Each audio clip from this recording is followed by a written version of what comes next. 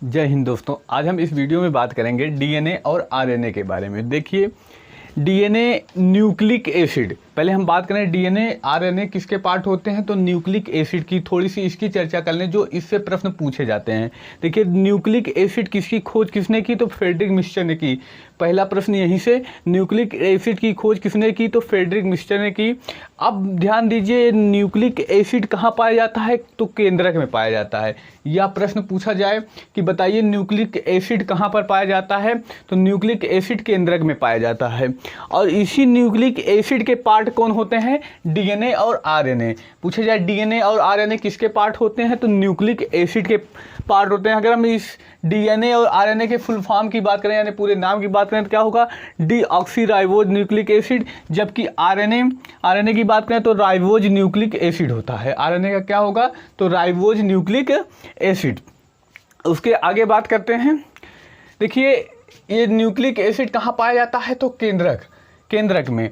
और nucleic acid देखिए किस रूप में रहता है, गुणसूत्र के रूप में। ध्यान दीजिए, ये गुणसूत्र पाया जाएगा। और गुणसूत्र की संरचना कैसी होती है, तो द्विकुंडलिक होती है। ये गुणसूत्र किस में पाया जाता है, तो केंद्रक में ही पाया जाता है। तो इसकी संरचना पहले पूछ लिया जाए, बताइए डीएनए की संरचना कैसी होती है, तो द्विकुंडलिक संरचना होती है। जबकि अगर आरएनए की बात की जाए तो आरएनए की संरचना ऐसे होती है, यानी एक कुंडलिक संरचना होती है। डीएनए की संरचना कैसे होगी, तो द्विकुंडलिक, और आरएनए की संरचना कैसे होगी, तो एक कुंडलिक संरचना होगी।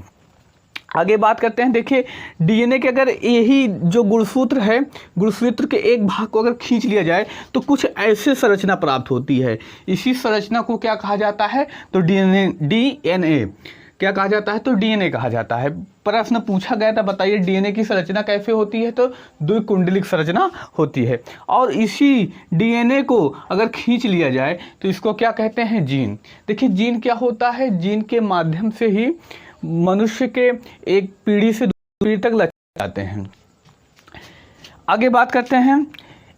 हमने चर्चा कर ली गुणसूत्र क्या है, गुणसूत्र की संरचना कैसी है, द्विकुंडलिक। और डीएनए कैसे निर्माण होता है, गुणसूत्र के ही एक हिस्से को अगर खींच लिया जाए तो ऐसी संरचना प्राप्त होगी, वही डीएनए कहलाएगा।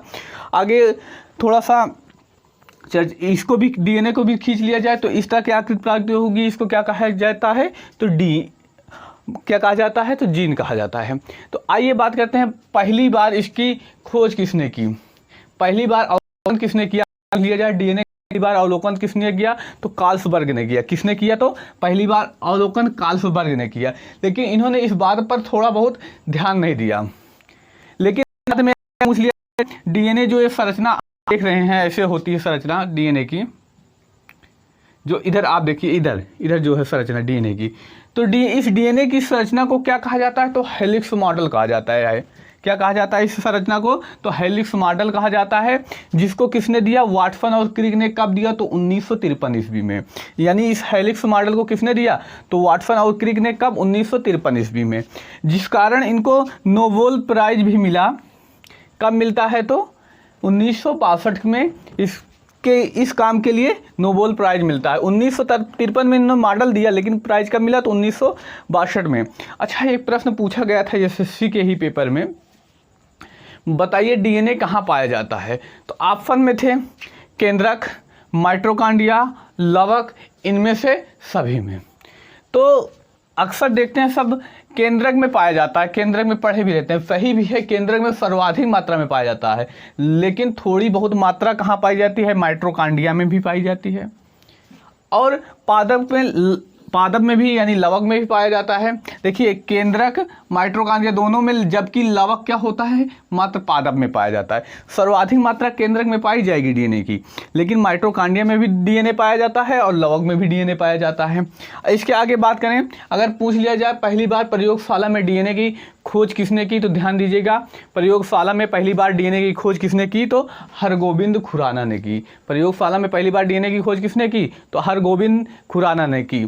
आगे बात करते हैं, डीएनए में क्या क्या पाए जाते हैं, डीएनए के प्रकार। देखिए, डीएनए में क्या क्या पाए जाते हैं, क्या क्या पाए जाते हैं, तो ध्यान दीजिएगा, न्यूक्लियोसाइड बहुलक पाया जाता है और फास्फेट पाया जाता है। क्या पाया जाता है?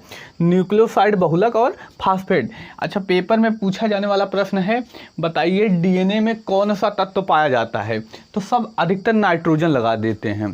देखिए नाइट्रोजन क्षारक पाया जाता है। अगर तत्व की बात करें तो तत्व फास्फेट पाया जाता है। अधिकतर करके जहाँ भी लिखा मिलता है नाइट्रोजन क्षारक के बारे में ही लिखा मिलता है, क्योंकि ज़्यादा फेमस यही है। तो आप सब लोग तत्व ए भी होता है, नाइट्रोजन अगर केवल नाइट्रोजन होता तो यह भी तत्व होता। तो नाइट्रोजन कि इसी वजह से सब क्या करते हैं, अगर तत्व पूछ लिया जाता है तो नाइट्रोजन पर टिक करके चले जाते हैं, तो वहाँ गलती हो जाती है। इसलिए इसको ध्यान दीजिएगा, डीएनए में तत्व अगर पूछ लिया जाए कौन सा पाया जाता है तो फास्फेट पाया जाता है, जबकि नाइट्रोजन क्षारक होता है। आगे बात करें न्यूक्लियोसाइड बहुलक, ये देखिए दो तरह के इसमें पाए जाते हैं, दो चीज़ें क्या पाए जाते हैं, पहला शुगर यानी शर्करा, दूसरा नाइट्रोजन क्षारक पाया जाता है। अगर यही हम बात करें डीएनए और आरएनए में अलग अलग पाए जाते हैं। देखिए डीएनए क्या कौन सी शर्करा पाई जाएगी, तो डीऑक्सीराइबोज शर्करा पाई जाती है, जबकि आरएनए में राइबोज शर्करा ही पाई जाती है। आरएनए में कौन सी, तो राइबोज शर्करा पाई जाती है। अब देखिए एसएससी के लिए बेहद ही इंपॉर्टेंट प्रश्न यहाँ पे बनता है। अब नाइट्रोजन क्षारक होता है, नाइट्रोजन क्षारक में कौन कौन से नाइट्रोजन क्षारक पाए जाते हैं, तो ध्यान दीजिएगा इनको दो कैटेगरी में बांटा गया है। देखिए दो कुंडलिक संरचना होती है, तो इनको दो कैटेगरी में भी बांट दिया गया है। पहले में आते हैं प्यूरिन और ग्वानिन। कौन कौन से आते हैं, प्यूरिन और ग्वानिन। और दूसरे में कौन कौन से आते हैं, थायमिन और साइटोसिन। अब ये पाए जाते हैं, लेकिन अगर पेपर में पूछ लिया जाता बताइए डबल बॉन्ड के साथ कौन कौन से जुड़े होते हैं, तो ऑप्शन ध्यान दीजिएगा, प्यूरिन और थायमिन किससे जुड़े होते हैं, तो डबल बॉन्ड के साथ। प्यूरिन और थायमिन किससे जुड़े होते हैं, डबल बॉन्ड यानी द्विबंध के साथ, जबकि ग्वानिन और साइटोसिन त्रिबंध यानी ट्रिपल बॉन्ड के साथ आपस में जुड़े होते हैं। अगर वहीं बात की जाए, एक शब्द इसमें देखिए थायमिन है, अगर थायमिन को हम चेंज कर दें, थायमिन को चेंज कर दें किसमें, यूरेसिल में, इसको क्या करें, इसको हटाकर यूरेसिल कर दें, यूरेसिल कर दें। अगर हम इसी को हटाकर यूरेसिल कर देंगे तो इसमें क्या हो जाएगा, तो ये आरएनए में पाए जाने वाले क्षारक बन जाएंगे।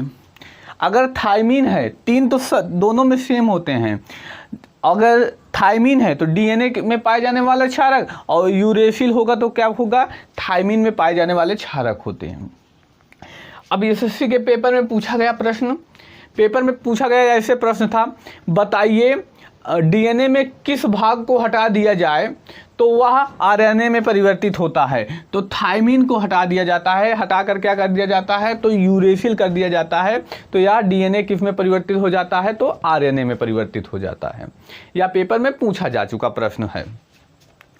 आगे बात करते हैं, अब डीएनए से जो भी प्रश्न बन सकते थे, आरएनए से भी हमने कुछ महत्वपूर्ण प्रश्नों की चर्चा कर ली, और एक दो प्रश्न और ऐसे हैं जो आरएनए से संबंधित है, हम उन प्रश्नों की भी चर्चा करते हैं। आइए आगे चर्चा करते हैं। देखिए आरएनए का काम क्या होता है, तो ध्यान दीजिए आरएनए का काम क्या होगा, तो एमिनो एसिड से यानी एमिनो अम्लों से क्या करना, प्रोटीन का निर्माण करना। देखिए इसमें क्या होगा, 10 जो है वो शरीर के अंगों से एमिनो एसिड लेगा, और 10 जो हम खाते पीते हैं यानी जो भी खाना भोजन हम ग्रहण करते हैं, जो भी जल ग्रहण करते हैं, जो भी कुछ ग्रहण करते हैं उनसे लेता है 10। तो अब इनको मतलब उनके काम के आधार पर इनको 3 भागों में बांटा गया है। 3 यानी आरएनए कितने भाग के होते हैं, कितने प्रकार के, 3 प्रकार के। आइए उन तीनों प्रकारों की चर्चा करते हैं। देखिए आरएनए के प्रकार हैं, पहले कौन सा, एमआरएनए, टीआरएनए और आरएनए। इनके देखिए क्या काम होता है, हमने चर्चा भी कर ली इनका काम क्या होता है। पहली बार आरएनए का, तो आरएनए का काम क्या होता है, एमिनो एसिड से यानी एमिनो एसिड से क्या करना, प्रोटीन का निर्माण करना। यानी एमिनो अम्लों से क्या काम होता है, प्रोटीन का निर्माण करना। और इसमें 20 तत्वों की 20 ऐसे एमिनो अम्लों की आवश्यकता होगी तब जाकर एक प्रोटीन बनता है। 10 कहाँ से आते हैं, तो शरीर से आते हैं, और 10 बाहरी पदार्थों से यानी जो हम कुछ भी भोजन ग्रहण करते हैं, जो भी कुछ खाते हैं, जो भी कुछ पानी पीते हैं, वो उन सब से मिलता है। तो अब देखिए, ये तो शरीर से मिल जाएंगे 10 शरीर से, और ये जो 10 बचते हैं, देखिए mRNA का काम क्या होगा, यानी मैसेंजर RNA वो पहचान करेगा कौन सा एमिनो अम्ल या कौन उपयोग के लिए है, जो प्रोटीन में काम आ सकता है, कौन नहीं। इसका काम mRNA क्या होगा कि पहचान करना।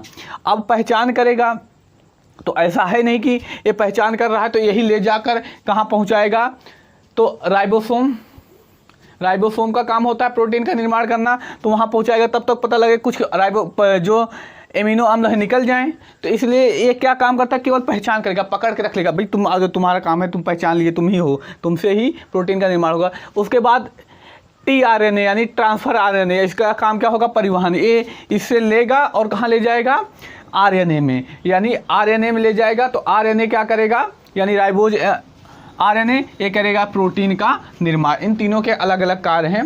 ये जो प्रश्न बन सकते थे पेपरों के लिए, हमने इन सभी प्रश्नों की चर्चा कर ली।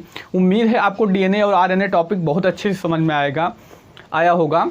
इससे बाहर कहीं भी प्रश्न नहीं आएंगे। अगर आप लोगों को यह वीडियो पसंद आता है तो अपने मित्र भाई बहन में शेयर करिए। मिलते हैं अगले क्लास में। धन्यवाद।